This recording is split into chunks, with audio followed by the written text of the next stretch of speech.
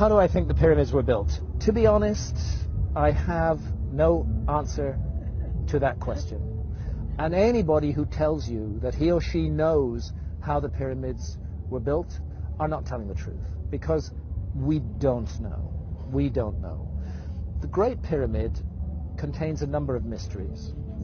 The Great Pyramid, first of all, is very big. The Great Pyramid weighs 6 million tons. We can calculate that from its mass. It weighs 6 million tons.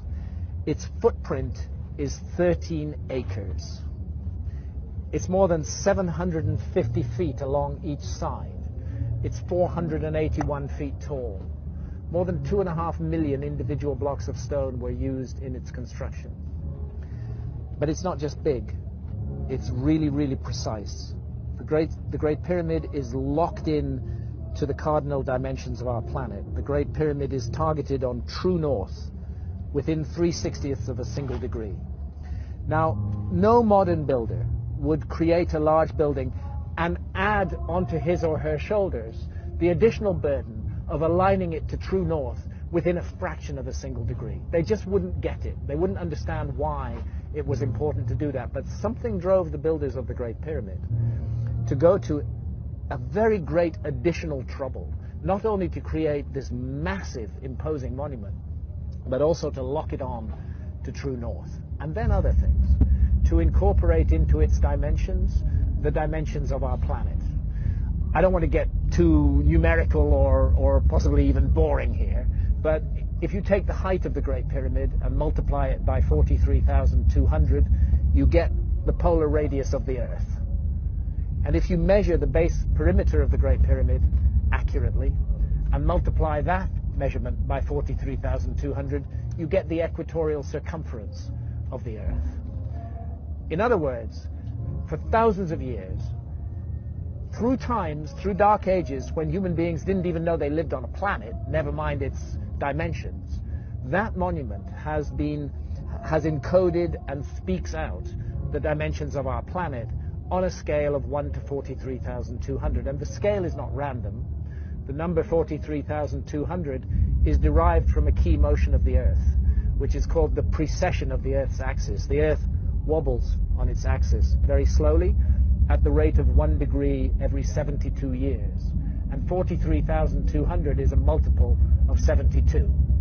In fact, I think it's 600 times 72, but I need to double check that. But it's a multiple of 72. Check it out. So they've given us the dimensions of our planet on a scale defined by the planet itself.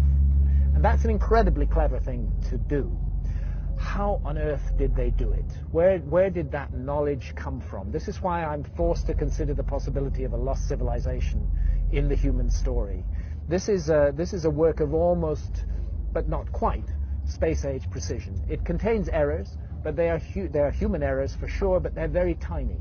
The great precision, great skill, great craft. Some people will say to you, oh, the Great Pyramid was built by slaves. That is utter bullshit. No slaves were ever involved in the construction of the Great Pyramid. As far as I know, there were no slaves in Old Kingdom Egypt whatsoever. The Great Pyramid, I've climbed it 5 times. I've been in every known chamber in the Great Pyramid. It is a work of stunning artistic achievement. You're looking at the work of masters of architecture at the peak of their skill. Not an unwilling labor force, but people who gave their labor to that work with love and with care and with attention. There are blocks of stone weighing 70 tons that have been raised more than 300 feet above the ground. And we're not talking a couple of blocks, we're talking dozens of blocks of that weight. The average block weighs about 2.5 tons.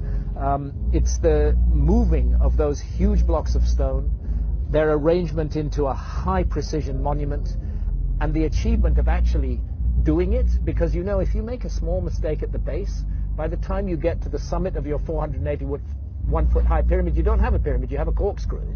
You know? They got it all right, and nobody today can explain how they did it, with the knowledge that is supposed to have been available in ancient Egypt, in the Old Kingdom, and with the tools that are supposed to have been available. And that's why I can't help feeling that we are missing some chapter from the human story.